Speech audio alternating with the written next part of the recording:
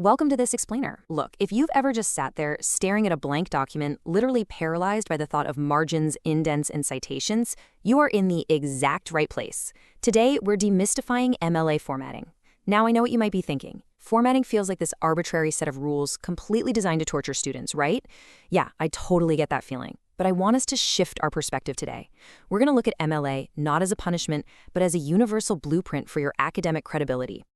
You know, you really might be wondering, why do professors actually care so much about 1-inch margins or using a specific font? Well, imagine trying to read a blueprint where every single architect used their own secret symbols and measurements. It would be absolute chaos. Uniform formatting creates a universal language. It lets your readers stop worrying about how your paper looks and instead focus entirely on what your paper actually says. So let's dive right into this. To make this super clear, we're going to treat your essay like a construction project today. First, we'll lay the foundation, then build the framework, hook up the wiring, do a little landscaping, and finish it all off with a final inspection. Starting off with Section 1, the foundation. This is all about setting up your document properly before you even type a single word of your essay. All right, let's lay down the absolute fundamental rules. Font, you want Times New Roman 12 point. It's basically the comfortable sweatpants of academic writing. Your spacing needs to be double-spaced the whole way through the document. Margins should be exactly 1 inch on all sides. You want your alignment left-aligned, so please, whatever you do, do not justify the text. For indentation, you just hit that tab key once to get a perfect half-inch indent for the first line of every paragraph. And finally, and this is a really big one, absolutely no extra spaces between your paragraphs.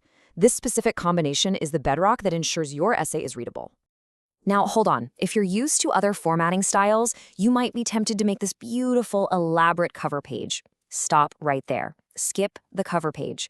MLA is all about efficiency, not decoration. Instead of a blank page with just a title, we use a really specific heading in the top left corner of your very first page. It's just 4 lines. First, your full name. Right below that, your instructor's name. Next up is the course name, something like ENC 1101. And finally, the due date. Now pay super close attention to the date format here. It absolutely must be written as day, month, year with 0 commas. So 28 January 2026. Right beneath that heading goes your title. The title needs to be centered and in title case, meaning you just capitalize the major words.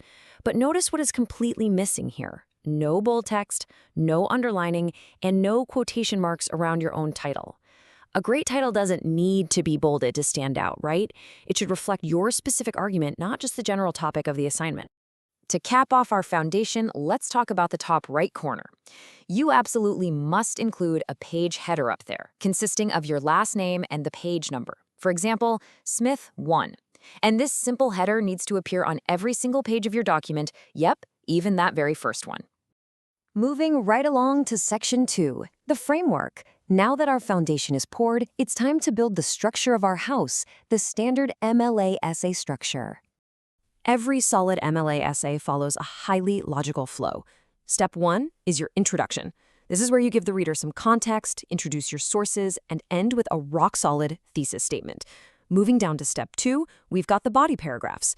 Each of these should kick off with a clear topic sentence, followed by your evidence, so your quotes or paraphrases, and, most importantly, your explanation of how that evidence actually proves your argument. Finally, Step 3, the conclusion. This is where you revisit your main idea and reflect on why it matters. The golden rule here, never, ever introduce new evidence in your conclusion. Okay, Section 3, the wiring. We're talking about mastering in-text citations. Think of this as the plumbing and electrical wiring of your essay. It's what connects your own unique claims to the outside power source of your research. So what exactly is an in-text citation anyway? Basically, it's a mandatory, brief little reference right inside your essay that tells the reader you are quoting, paraphrasing, or referencing a source. The absolutely crucial takeaway here is this: citations are required anytime you borrow an idea. It literally does not matter if you use a direct quote or if you summarize it perfectly in your own words. If the idea isn't originally yours, you have to wire it back to the original author. The basic MLA formula for this is incredibly simple. Open parentheses, the author's last name, the page number, close parentheses. Boom. Notice there is absolutely no comma between the name and the number, so Stratton 4. And here's a fun little shortcut. If you already mention the author's name naturally in your sentence, like Stratton argues that, you only need to pop the page number in those parentheses at the very end of the sentence. But hey, what if you're citing something super modern, like a TED Talk or a web article, and there are literally no page numbers? Do not panic. For sources without pages, just using the speaker or author's last name in the parentheses does the trick.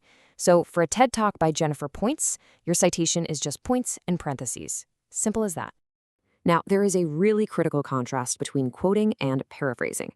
When you quote, you're using exact words inside quotation marks. You keep it concise, and you absolutely must explain it afterward. When you paraphrase, you're rewriting the idea entirely in your own words. But let me give you a stern warning right now. Just right-clicking and changing a few words using a thesaurus, that does not count as paraphrasing. You have to fully digest the idea and explain it freshly. And yes, as we said, paraphrasing still 100% requires an in-text citation. All right, Section 4, the landscaping. It's time to step outside the main text of our house and build the Works Cited page. This is the separate page at the very end of your document that maps out every single one of your sources in full detail. There are some pretty strict formatting rules for this landscaping, so let's go through them. It has to start on a completely new page. The title Works Cited should be perfectly centered at the top, no bold text. Just like the rest of your essay, this entire page needs to be double-spaced.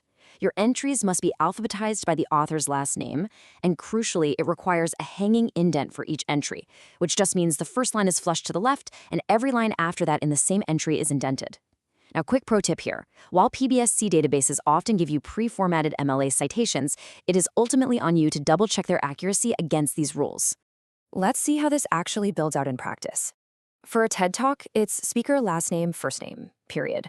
Title of the talk in quotes, period. The platform, which is TED, the date, and the URL. For a database article, it's a little bit more involved. You need the author's last name, first name, the article title in quotes, the journal title, the volume, the number, the year, the database name, and the URL. It's a highly specific recipe, and believe me, the punctuation matters just as much as the actual words. And finally, Section 5, the final inspection. Look, you wouldn't buy a house without a final walkthrough, right? Well, you shouldn't submit an essay without one either. Let's do a rapid fire of the most common mistakes that trip students up. No cover pages. Do not forget your page numbers in that top right header. Do not single-space your works cited page. Keep it double-spaced. Never submit a paper missing in-text citations. And remember, you cannot just list a source at the very end without actually citing it in the text itself. And please avoid using random Google articles when you have access to incredible vetted library databases.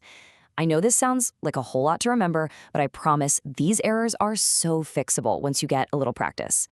To make your life easier, here is a definitive checklist for that final inspection. Run through these right before you hit submit.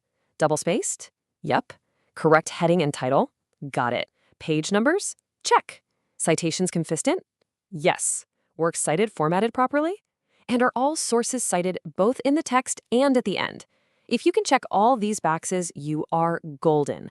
And honestly, if you ever get stuck, you can always check out the Purdue OWL website or go visit the SLC English Lab in room BT216 for some awesome one-on-one help. So let's wrap this up by talking about the ultimate why.